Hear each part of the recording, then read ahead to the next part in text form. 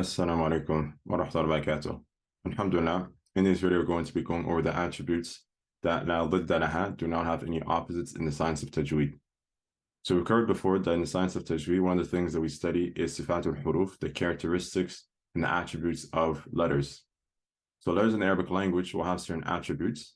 Sometimes those attributes will have a direct opposite, a direct parallel that all other letters, excluding that specific group, will have. And we covered those 9 types in a previous video.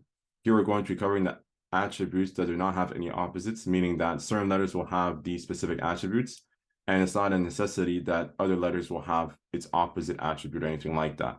And these are 7 different types of attributes that inshallah we'll be covering very quickly in this video. So permanent attributes with no opposites are as follows.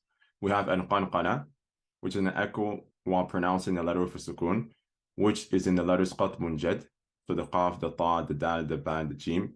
In those 6 letters, you're going to have the qanqana happen. Aqa, ata, ada, aba, aja. That's very simple. Then we have al-safir, which is sharpness in the sound due to the narrow passage. So in these 3 letters, the sad, the sin, and the zai, when you're pronouncing them, there's a very narrow passageway in your mouth, which makes the sound very sharp. As, as. So that's what al-safir is. It's only found in these 3 letters, and obviously there's no opposite attribute for other letters in the Arabic language. We also have al-lin, which is an easiness in pronouncing the letter, which is in the letters waw and ya when they have sukoon and they're preceded with a letter of fatha on it. And inshallah, I'm going to explain this attribute in a bit more detail in a second.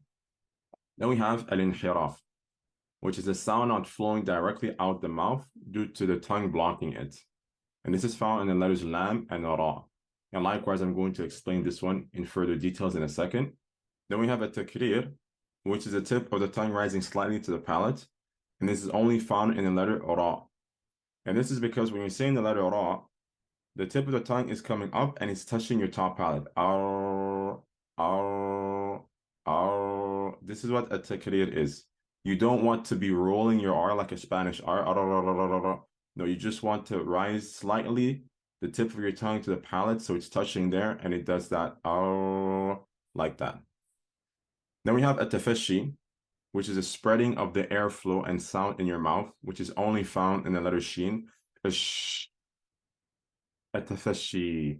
So it's the spreading of airflow and sound in your mouth with the letter shin. Then finally, we have al-istitana, which is the tongue being pushed against the back of your upper teeth. And this is only found in the famous letter dad, which I'm going to also explain in further details. So in the coming 3 slides, I'm going to explain in more details the attribute of al-lin, inhiraf, and al-istitana. The other ones are quite simple that I think there's no need to go into further details concerning them. So al-lin is an easiness in pronouncing the letter waw and ya, but with 2 conditions. When they have a sukoon on them, and the letter before them has a fatha. So pretty much when they're part of harf al-lin, when they are one of the 2 letters of harf al-lin, yani, which is a waw with a sukoon on it preceded with a fatha, or a ya with sukoon on it preceded with a fatha. So as-sayf, qawl. When I'm saying qawl and sayf, it's very easy for me to pronounce the waw and the ya. They're very easy on my tongue. Qawl, sayf.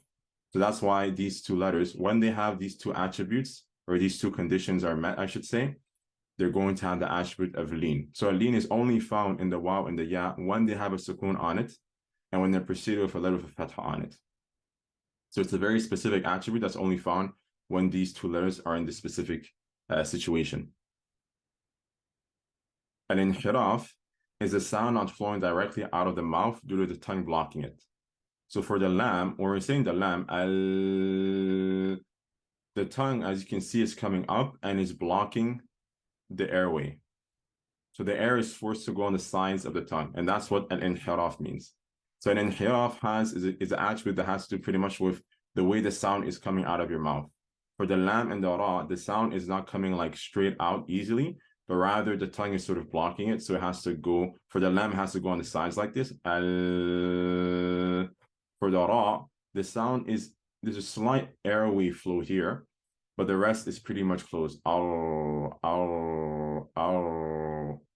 So in the ra, al-inhiraf is found in this way, where the sound is not flowing directly out of the mouth because the tongue is blocking it, but it just has a small airway flow here, if you will. And for the lam, al-inhiraf is found in the sense that the tongue is blocking, but the air still has space to come out from the sides of the tongue. This is what al-inhiraf means for the sifa, or for the letters lam and ra. Then finally, we have al-istitala, which is the tongue being pushed against the back of the upper teeth. So when we're saying the letter ba, when we're saying the letter bod, what's going on is that this is the top palate. What we see right here is the top palate. The size of our tongue is coming up against the top palate. Where it's blue-purple right here, this is where your tongue is actually pushing. My tongue is actually pushing on this area when I'm saying the dot.